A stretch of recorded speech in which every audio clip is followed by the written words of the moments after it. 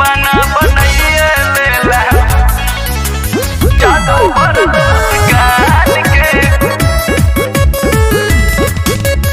अपन दीवाना बनाइए लेला जादू भरल मुस्कान के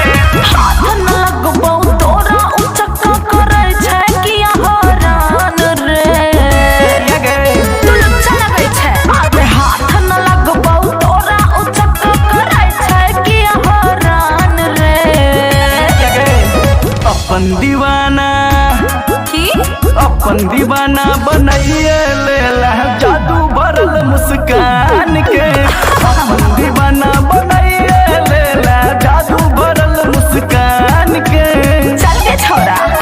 जादू भरल मुस्कान के अपन दीवाना बनाइए लेला की कहियो गई हम ग्रस्त छी प्रेम नामक रोग सँ हरदम तोहर बात तकै छी घरक खोदले दोग सँ विद्या का सब सच्चे कहै छबे अच्छा की कहियो गई हम ग्रस्त छी प्रेम नामक रोग सँ हरदम तोहर बात तकै छी घरक खोदले दोग सँ आपो सुधैर जो तू जान पिटा बात हमर कनि मान रे अपन दीवाना हगला कि नहीं अपन दीवाना बनाइए लेला जादू भरल मुस्कान के अपन दीवाना बनाइए लेला जादू भरल मुस्कान के जो जो तोरा सबके बड़ देखने छियो अपन दीवाना बनाइए लेला जादू भरल मुस्कान के अपन दीवाना बनाइए लेला पूरा गाम में सबसँ बेसी हम ही छी बुधियार गे अपन जवानी की दूर करै छै कॉले ने तू प्यार गे सच्चे कहै छियो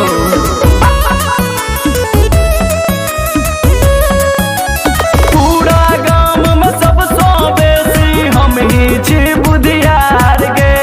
अपन जवानी की दूर करै छै कॉले ने तू प्यार गे तोरा बुझाइ छौ पर छी काबिल छै तू मुदा आकान रे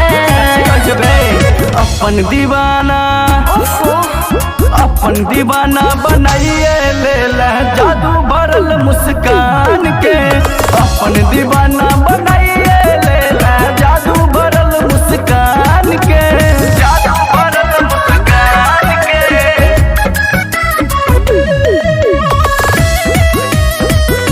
अपन दीवाना बनाइए लेला तोहर नखरा सबटा उठे बहु कहै छै गई राम कसम सच में? स्नो पाउडर सब किन देबौ चाहे भुखले रही हम मान जन गे ठीक छै तोहर नखरा सबटा उठे बहु कहै छै गई राम कसम स्नो पाउडर सब किन देबौ चाहे भुखले रही हम बहुत दीवानी तोरे छियो रतियो ना छ तोरा ज्ञान रे